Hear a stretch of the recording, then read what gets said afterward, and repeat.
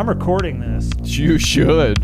Welcome to Zero Hit Points, everybody. It's Wednesday? No, we don't do them on Wednesdays anymore. When it starts, we can do it. You guys want this on Wednesdays? Is that better for you? No, nobody does. Tuesday, the 16th of October, definitely. I'm Ryan Miller. What is happening right now? I'm drawing a complete blank on an intro. You do it. Okay. Matt Amberg. Do you still want me to do? It's like in its absence, it still exists. I'm Matt Amberg, and he's Ryan. Wait, no, I screwed it. No. See, I can't even do it. I don't even know how you manage it. The man who deserves some kind of introduction, but darned if I'll give it to him. Matt Amberg. You have gone way off the deep end today, dude. What? No. You know, you have. For you, you're a little... Are you punchy today or what? Must one be on the shallow end to then, therefore, deep end? Are you the Dalai Lama? I've stumped you, haven't I? Yeah, quite a bit. This is Zero Hit Points. We talk about video games every week. Wait. It's going to be some you've heard of. Wait, just stop for a second. No. Have we ever done this before? I feel like there's like this started with Wednesday, then it went downhill with like there was just a complete blank for a few minutes. That's how we keep it fresh. We pretend, nay, embody not having done things before. Yes, that is true. We are living, walking first times, everybody. Unless you're talking about the games, because I got a feeling that it's not true. One of these games is a first for some of us this week. I am very angry about things right now. I think some of yours are not. No. If not all. Okay. No. I don't. Okay. Is this show started? Do we? Yes. No. Go. It's good. Have you heard the beginnings to the show before? Again, you try to keep things interesting. I was trying to tell you that I don't know what's happening. All right. This one's been smooth, man. You tune in. Yeah, it's yes. Tune in now, because now is when the show is going to pick up. Yeah. All right. Let's talk about live streaming. Streams have been going very, very well. The emote is out. It's great. I love it. Come see it. Fantastic. Subscribe. Are you kidding? Prime subs are free, everybody. So sub badges will be here hopefully this week, actually. It's possible that the following day this comes out, we may have them. I don't know. We'll see. Is this same artist? Yes, and it's the artwork that I sent you that you saw. Do you want to send a shout out? Because they are killing it as far as I can tell. Spooky Kinsey, at Spooky Kinsey on the Twitters. I actually have their Twitter information on our Twitch page. It's right at the bottom. Scroll on down. Okay. Because I made sure to give that person their shout out. You know, they deserve that. They're also getting paid. It's we don't do the shenanigans of we'll pay with exposure. Yeah. And there might be a reason for it. Yeah, no, there's a huge reason for it, and that is, I'm just too big of a star now. I'm a very important Twitch person. That's all I can say. A VITP, very important Twitch person. That's me. Yeah, no, I need to get that on a shirt. The last Friday we had a lot of fun. We did games with subs and followers, and we had a ton of fun, man. It was a blast. We played Kill Your Friends with Dead by Daylight. And it was great. Was that Friday? It was. Did you do it again on Saturday? I did not. I was going to. I considered playing games Saturday. We did not go. We did not play Saturday. Yeah, I did. I tuned in for that stream, and it seemed like I was having a ton of fun. It is. That game is great. It's a lot of fun by yourself. It's a lot of fun with other people. Getting a whole group of people together. That's great. That is a ton of fun, and we're gonna do that regularly. We're gonna make sure that we're going to do those on Fridays. So people that are out and around, yeah, absolutely. Come and hang out, play Dead by Daylight, or we'll play some Overwatch. We can do whatever. It's definitely kind of a more open day. Yeah, I had to duck out somewhere around Team Fortress 2. Oh, that was like the end. Yeah, that was three of us were still playing, and we only played maybe half an hour of that. Okay. It seemed like it had been a while. Oh, yes. No, it was a nightmare for most of it. Which I should say, I'm not talking about your skill. I'm talking about you getting everything up and running. Looked like stuff wasn't Well, the whole menu has changed from the last time I played it, like Really? completely in every respect. I forgot the competitive even existed now, which is ridiculous. It took them 1,000 years to do that. Right. And then I forgot what my keys were, and they kept them bound, which I forgot. So when I played that game, I actually, instead of using WASD, I use ESDF. Huh. Because then I would use my pinky for I had shift and I had and I would change A and Z to like other things, and then I had R for reload. So it all just worked out for me. Like in my head, it made a ton of sense, and it was fine. Like I actually mapped my keys like that for years, and it was great. It actually worked out. And then I just got lazy when I built this computer. And I was like, I'm not doing that. I don't care. I did the same thing on console. I was at some point, I want to say James Bond had it or maybe this is going all the way back to N64 actually, where you had to use the yellow buttons for all your strafing and stuff like that. Yeah. So I basically used to recreate that on, I want to say all the way up to Halo 2 maybe. When I finally just was like, what if I learn how to do it how everybody's saying to do it now? Exactly. That was exactly it. Like, okay, this guy has to have some benefits because it was never good for me before, but whatever. Yeah. No, I've never gone back, honestly. Like, I might have talked about this on the show several times, but I will more often than not stick with, even if it's a control scheme I'm not crazy about, I figure the developers put it there for a reason, so I'll kind of give it a pretty fair chance. And I can't think of the last time I switched much. Man, the last time I switched was when when Titanfall and Titanfall 2. Right. That was the first game I think where I started using bumper jumper. Jumper. And I was like, and that was a revelation for me. Like that makes the game way more similar in my head to how I would play it on a PC. Like that translates for me in a much better way. Yeah. Control schemes. We are the preeminent podcast that knows next to nothing about them, but we could talk about what we like and what we don't like. It sounds like stream's doing good though. Yeah, man, it's been great. Lots of awesome people. We have regulars to come in, and they're all amazing. And we have been lucky enough to not have any Jags come in, which is cool. Yeah, actually. Well, unless you count the Boat Rider stream when we got big for a second. I don't count that because that was going to be what that was. Like you had to know that we were going to get some dill holes coming in. Right. Oh man, you're really bad. Okay, you're really banned. I care. How many times do I have to say it on stream? I don't care if I win. I don't care if I lose. I don't care if I get all the kills or 0 kills. I don't care. Oh, you're new here. Yes, you're missing out on the purpose of this stream, and you are clearly not the demographic. Yeah. Only other thing I played this week was I played a little more Spider-Man, and the Spider-Man check-in. Hold on, let me play the intro music here. All right.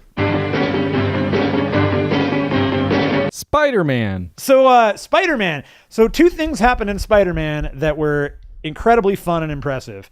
The first thing being, I opened up I unlocked the skin that makes him animated. Right, the one we talked about, yeah. Just like the cartoon, and the rest of the world is the rest of the world, and I love it. Did you tweet that out? Yeah, I know you sent me a text. I should take a screenshot because it's the coolest thing. It makes the game like 1,000 times more enjoyable for me.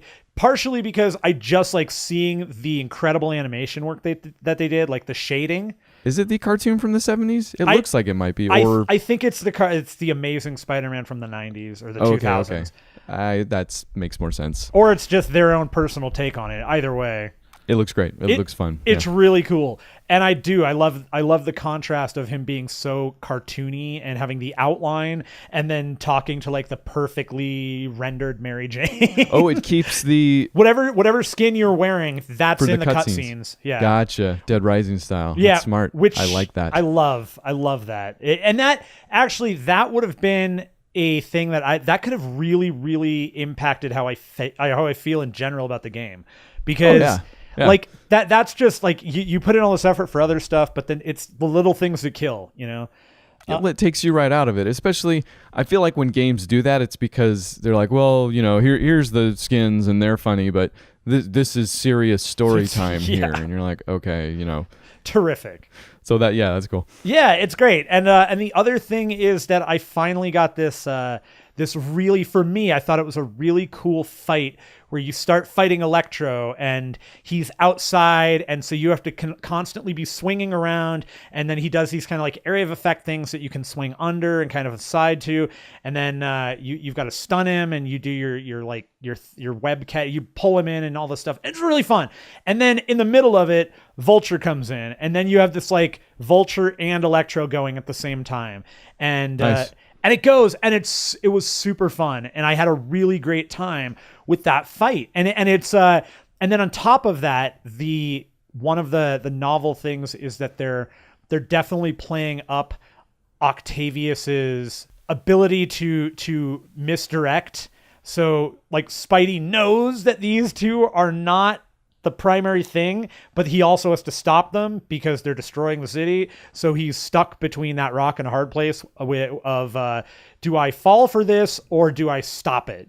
You know? And that's actually handled well. It doesn't come off as kind of a video game digression. No. Okay, nice. It comes off very much like they clearly understand this character, and I'm sure that they have gone back to enough books to figure out how he would internally deal with it. Well, I feel like it's a Sinister Six thing too. Like he's dealing with a team here, right? Right. And that's what they're. Yep. Yeah. Okay. Yep. Exactly. Still no Mysterio, and I'm kind of getting a little pissed about that. But no fishbowl. Yeah, I'm just getting annoyed by everything now about Spider-Man. They're losing me. You want Mysterio so bad. You're bad. Frothing. I do. I haven't gotten to the end of the game, so I don't know how the story ends. But it's Spider-Man, so it ends the same way.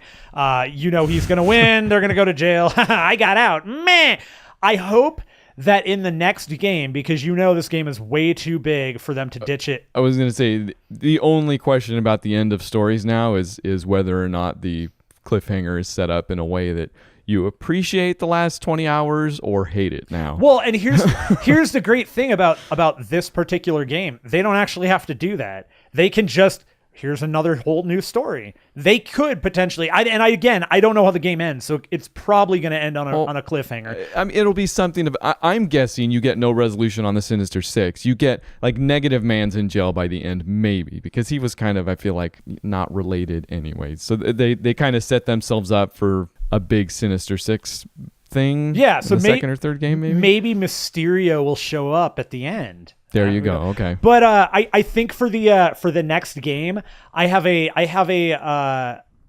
weird feeling. I don't know. This is just something. It popped into my head, and I went, "Oh man, that's the only thing that makes sense to me." That they are totally gonna do a Kraven the Hunter thing, and it's gonna be. I don't know how it's gonna fit in, but he would be an awesome. He's like an awesome character for them to do what they did in this game in a totally new way, in a totally different way. Like I could see it.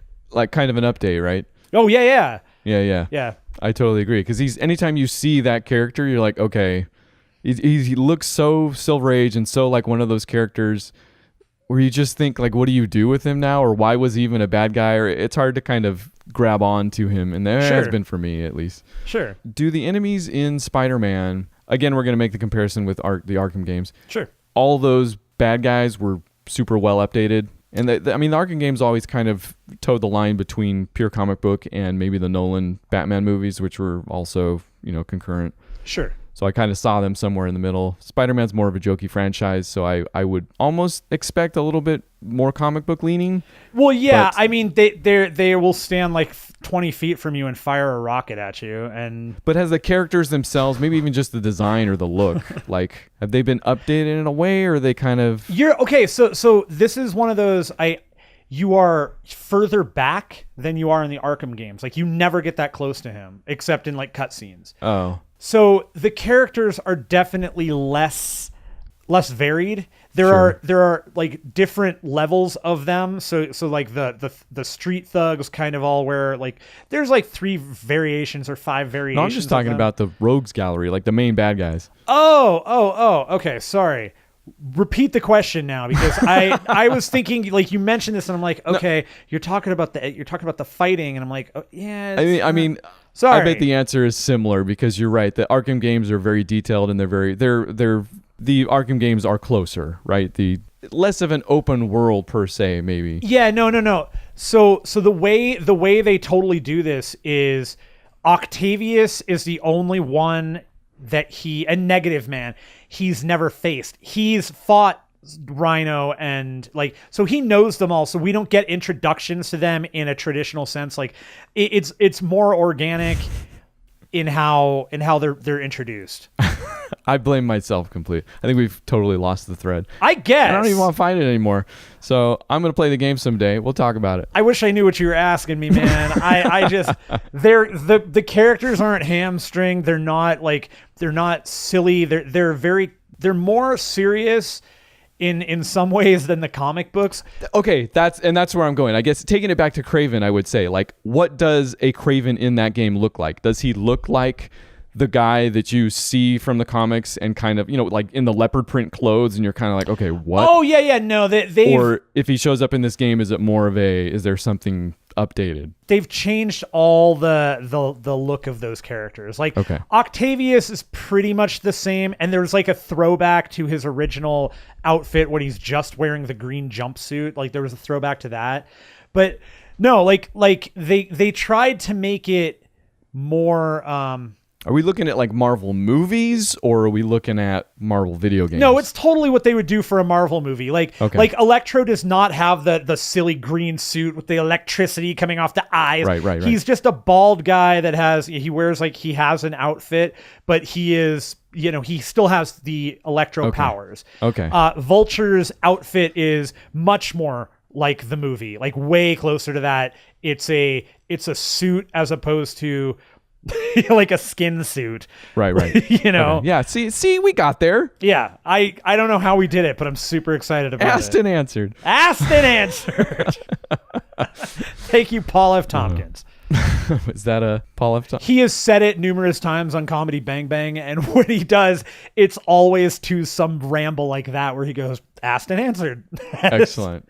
He's good. Excellent. Yeah. I feel like we're coming from a similar Law and Order has permeated all of our culture type spot. It must be. Cool. Spider-Man. Okay. Did you want to talk about anything else? I want to talk about the fact that I did buy and I did download Blops. I have not played it yet. Oh, really? Oh, really? Well, I took the plunge. Oh. But not in the way you're thinking. I put this on the agenda and I just kind of let you stew over it for a while. I started Blops 1. Yeah, you trolled me, you jack. You goob. I don't remember how much I've mentioned the fact that I was considering going back and doing it. I got Black Ops 3 for free sometime on the PS4. So I was like, man, I should go back and get the first two. So to start at the very, very beginning, I broke up with Treyarch after Call of Duty 3. Right, okay, sure. And I've appreciated some of their games. I think they touched some Tony Hawks at some point. And Call of Duty, one of my favorite franchises of all time. Call of Duty 4 is up there. Loved Call of Duty 2. Call of Duty Infinite Warfare we talked about fairly recently, I guess, comparatively, and loved. Is that the one I played? I don't think you did Infinite Warfare. We did Advanced Warfare. That's right. Whatever Kevin Spacey was in. Yeah, it was Advanced Warfare. It was. Yeah. That was stupid at the end. Like, that was the first thing I think of, too. It's the only thing I think of. It's the only thing I remember was just like that whole story built to, really? Like running away at like... Duh! Come on!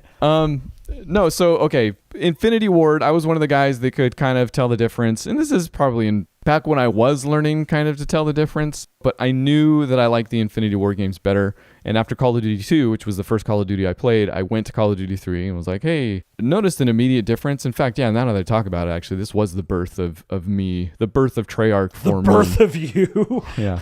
Thanks, Ma. In so many ways. But I could tell the difference, and Call of Duty 3 left such a bad taste in my mouth, both from a design. I was going for achievements, as you may have heard, and Call of Duty always has the play it on veteran, the hardest difficulty achievement. Call of Duty 2, that didn't seem to be much of a problem for me. Call of Duty 3, I kept running into infinite enemies, infinite grenades, and choke points that I could not get past. Like I remember, and I can't remember exactly what it is. It's flashes. It's all that's left. But I got stuck enough to the point, and the story also was different enough because Call of Duty 2 is this kind of beautiful distillation where you're not fighting like huge enemies. I mean, yeah, it's maybe skimpy on the characters, but I feel like the trade-off was the war type thing. Like it presented stuff in a way that was revelatory to me at the time, not having played a game like that before anyways. So, sorry, I digress. Dude, keep going, man. I am fascinated by your entire history here with this.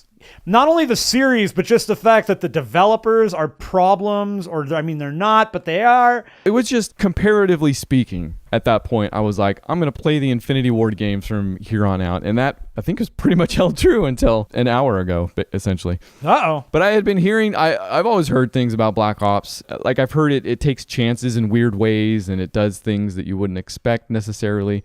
So yes, with us talking about the new Black Ops 4, and then I got Black Ops 3 free, I was like, okay, it's whatever, all right. So I got Black Ops 1 and 2, put the first one in. I'm only 2 chapters in, but man, it starts out quick and action-packed and fun, for sure. It's of the generation. It's got some rough edges around it.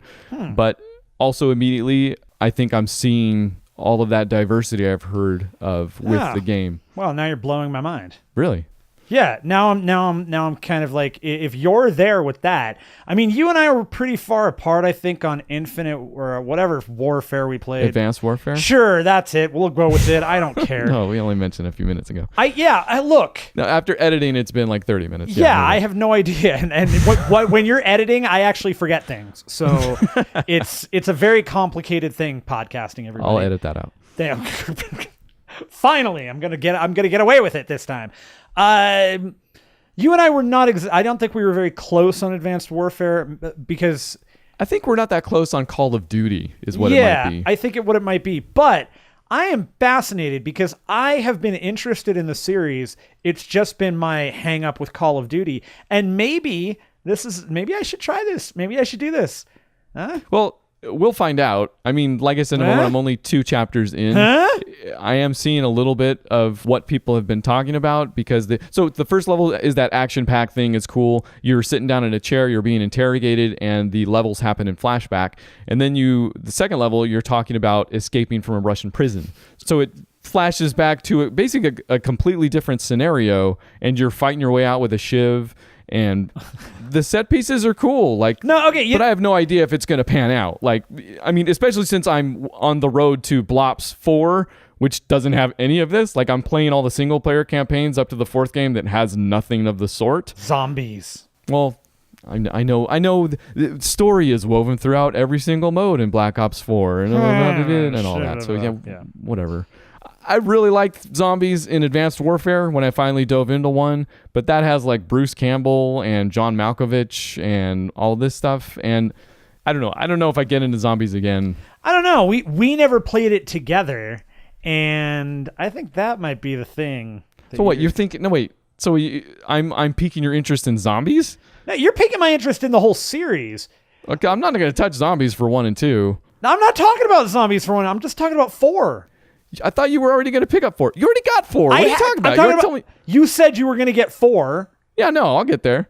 I'm saying when you get there, we can play zombies together. Oh, yeah, no, I assumed. Yeah, no. Oh, what else are we going to do? I don't know. I was saying I'm excited about it. And you were like, well, I don't know if I want to get into zombies. And I was saying, because you've never played with me. No. I'm talking about the old games that I'm actively talking about at the moment. I consider zombies completely separate. So no, I'll get 4. We'll play zombies. We'll play multiplayer. We'll play Blackout. Yeah, no, we'll go to town. I don't care. This is a whole nightmare. Everything. Well, and okay, maybe we break up, get into, and play.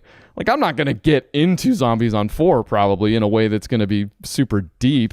Oh shit! No, yeah, play. Yeah, that's okay. I can get into that phrasing. Sure. I'm not gonna get into a game. No. Whatever. I've barely started Black Ops, and I'm going to keep starting it, and we'll talk about it someday. No, I'm thinking. Oh man, it's gonna be tough. But I'm thinking that I might go pick that up, and just so we can kind of like maybe talk about these, and we'll see. We'll see. Black Ops 1. If Black Ops 1. So now you are talking about old games. Yes. If Black Ops 1, if I'll pick that up, and if Black Ops 1 goes well. Then yeah, all right, we'll talk about Black Ops 2, and we'll see. It's a quick play, like I said. In fact, I'm learning to appreciate Call of Duty games because, again, the way I typically play Call of Duty games is on the hardest difficulty. I'm looking for all the intel, whatever achievements, all that. Yeah. This one, I'm just barreling, and Call of Duty games are pretty, not hold together, but probably excel when you play them like that in a lot of ways. Just going forward, Just going, like experiencing the story. Because you spend so long in the level, sometimes you can lose the thread, which is kind of definitely very thin sometimes anyways. Yeah. Kevin Spacey. Cool, yeah, sure, no. 2 chapters in, I recommend it. I'm sold. Like, I read the prologue. Recommended. That's all I got. That's all I played. All right. Well, that's not too bad. We got there. It took us half an hour. Every game's a struggle this week. God, everything is a struggle. Okay, I'm so excited. This is one of my favorite. I have to make a life change here. Really? I have to sign up for Nintendo Online. Like 2 headlines this week, basically, and one of them I quickly abbreviated something Super Dodgeball. Yep. And I think that's what's caught your eye here. Nintendo has added more. Okay, I should specify not more. 3 more games to the NES lineup if you get Switch Online. NES Open Tournament Golf. Yeah. Solomon's Key. That was a fun one. I remember that one. I do not remember that one actually. And then yes, Super Dodgeball, Matt. Super Dodgeball! Man, I love it. I know I rented this game as a kid, probably more than once. Oh man, I love it. But I feel like your love goes deep. This was always just such a ridiculous game. And one of the funny things about it for me, and now when I look back, because at the time I was just angry about it regularly, I never owned it. Like, I had opportunities, and it was never the game that I always loved it. Friend had it, and I was at his house like every day because we were friends, and so we played that a lot. Well, you might have gone the wrong order. Was he your friend because he had Super Dodgeball? He was not. He was my friend because he was my buddy. He was my friend. Okay. We were friends. Did you have a friend that was like, okay, maybe I'm coming at this from the wrong angle. I was the friend that was the friend because I had the Nintendo only. Oh, yeah, no. I had people liked coming to my house because my parents were very lax, is one way of putting it. Another way of putting it is they were like, hey, what are you guys doing?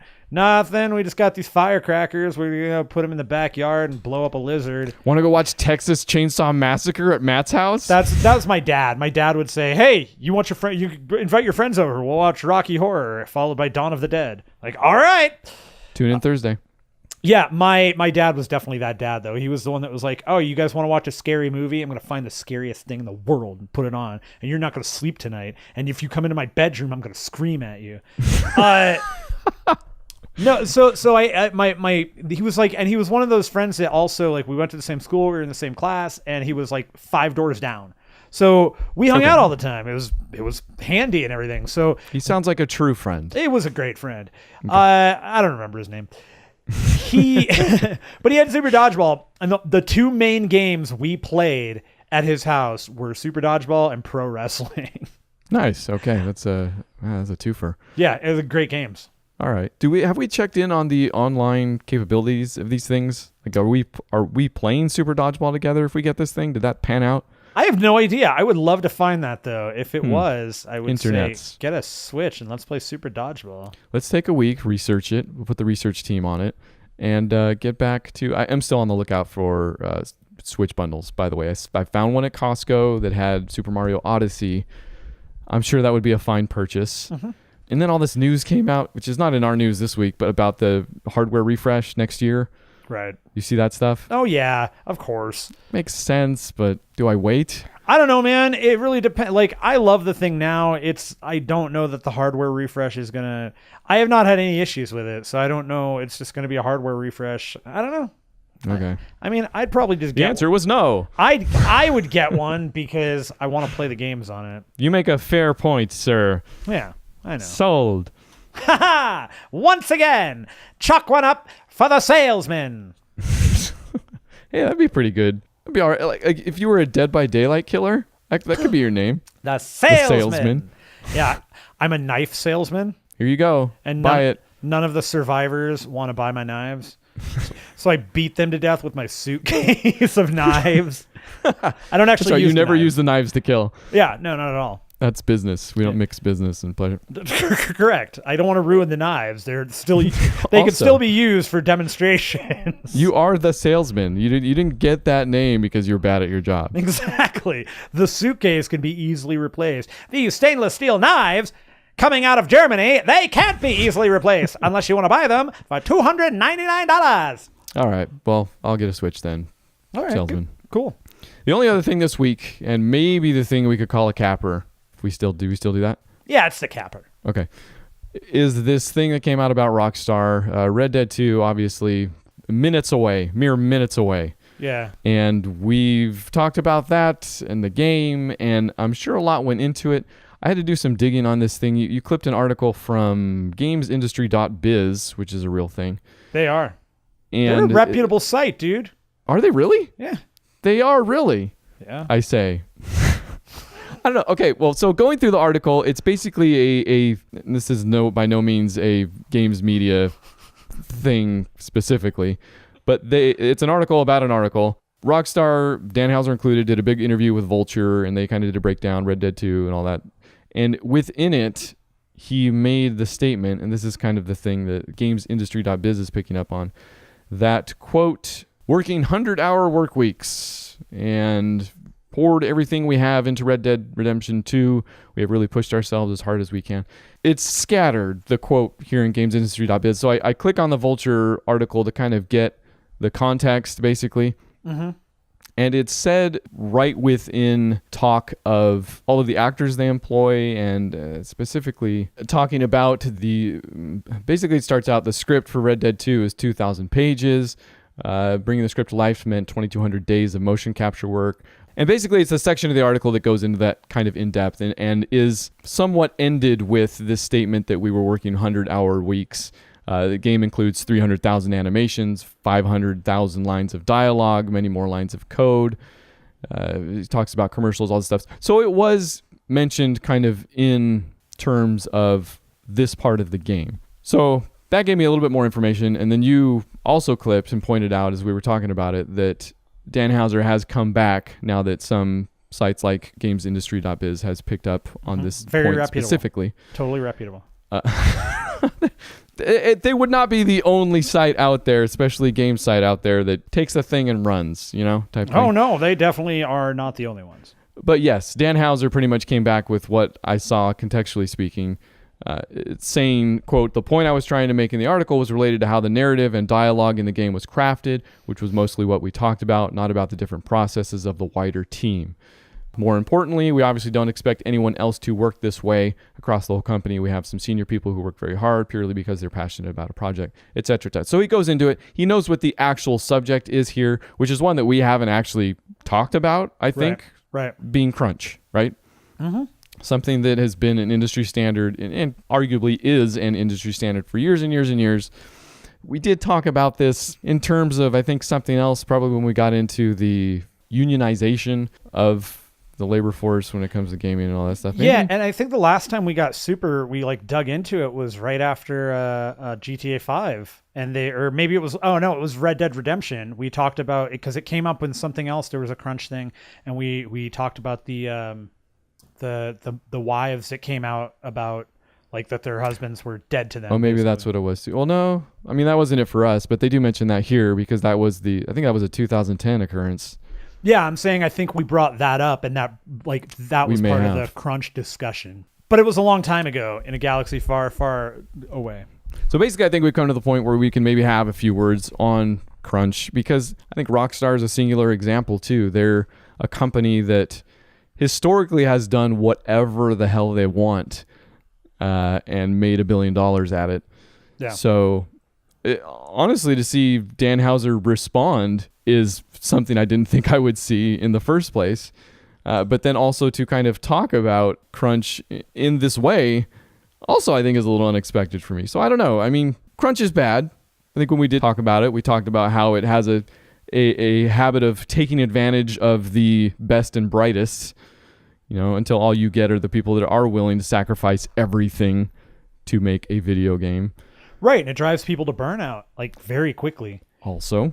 And I mean, and so your best and your brightest become we're done because you went ahead and forced me to work 80 to 100 hours a week. Right. And just to finish this game. And I always go back to that there's that consistent thing we hear about how how video games cost more and more and more every year. They cost so much to make. And all I can think is maybe rein your games in a little bit. Not everything has to be The Witcher. I mean, it's totally tied up in AAA game development for sure. Yeah, and then the other piece of it is, how do you solve this? It's a question that has been, and like, it's not even a question, it's a statement in the IT industry. If you think you're going to work 40 hours, you're sorely mistaken. You will work 60 to 80, or you're not doing enough. That's IT. I don't know anybody that works in IT that has not heard that at least once. Right. And the ultimate solution is really the employees just have to say, all right, we're all going to leave after 8 hours a day. But what if you get fired for that? Right, which is why they all have to do it, right? I mean, it's like, it's such a tough subject too, because what do you do with this? I mean, the only thing I can think is that games need to be reined in a little bit, and publishers need to make better decisions with advertising, not advertising so early, not forcing a deadline that is only reachable if you're going to throw in bugs and just make the game difficult, and not, like it's going to be a hard thing to come up to finish out, or you lose out on pieces because you forced a deadline. I don't know. It just seems like there's a lot of short-sightedness.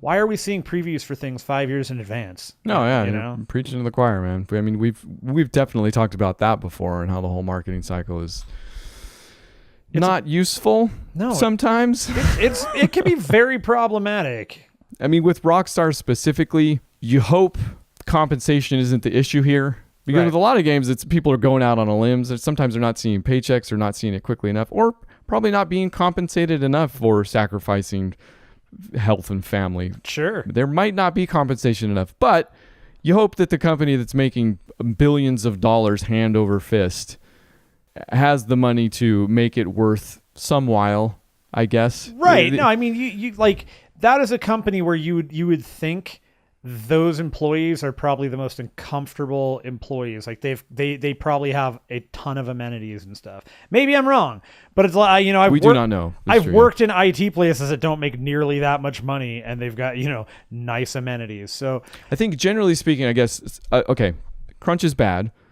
Let's say somebody at Rockstar is comfortable with these longer hour work weeks. And he was also, Hauser was also careful to explain that he was talking about a 3-week period at the end of all that production work they were doing with the script and all that stuff. Let's say somebody at Rockstar is getting compensated for it. They don't mind working the long hours, and it happens at the end of the cycle sometimes. Where's the line? Are we okay with that crunch? I mean, at some point, people are making their own decisions, right? If they're comfortable with what they're being asked to do, and they're not being forced, and it's not one of those corporate biz things where we're asking you, and if you have an option, but it looks real bad. As long as it's something like that, like where they're you guys can work. If you work, we'll compensate you. Here's what we'll do. You'll have this and this, and sure. Absolutely. You let those people make that decision. If they're married, they can go home and talk about it and say, okay, maybe I can do a schedule where it's not every night, or, it's, I know I'm going to stay till 10 o'clock or whatever o'clock on Monday, Wednesday, Friday. Right. That's fine. But the minute it becomes a mandate, that's I think where there's an issue. All right. Hey, we solved it. There we go. Once again, if people listen to us. And that's really it this week. That's going to be a short show when the actual editing happens. Like, I'm editing out all of that. That's going to be the episode that was a short episode. Not a lot going on, man. Games are starting to come out. I mean, Call of Duty's out already. I know it's been a little bit earlier this year, but it's only going to be nuts from here on out. So I guess we don't necessarily do games coverage like that. So we're going to have some slow days. All I know is Red Dead is going to ruin a lot. Also it's going to be all over when that happens. Yeah, that's one that I don't have a lot of time off left. I may take a day off for that, like half a day off, and I just will sit there and play that. That's part of the reason I'm doing Black Ops. They're quick one-offs. I don't want to get stuck in the middle of any other game. Yeah, I gotta burn through Spider-Man now. That's a good point. I feel like you could do that. Yeah, as soon as we're done, I'm going to go play it. All right. Oh, I can't. I got to do chores. What? Or your mom will ground you, dude. Hey, I don't want to upset my partner. So you can email us at podcast@0hitpoints.com. You can talk to us about anything we talked about this week, especially stuff we were wrong about. Please. Talk about the whole show then. Other than that, go to the website and tune back in on Thursday. We're doing another movie for Octoberween. We're neck deep in Octoberween. I know you probably didn't mean to actually name the month that when you said it, but it was so good. I had to stick with it. I love it. I'm glad you did. So come back for Texas Chainsaw Massacre. A lot of Texas Chainsaw Massacre, in fact. Hey, don't forget Twitch TV/0HITPOINTS. We're there Tuesday through Saturday. Friday nights, come on by, play video games with me. It'll be fun. We'll do stuff. It'll be great. Okay. Come check out our emote. Come use your emotions. Yeah, come use an emotion. It's a hype one.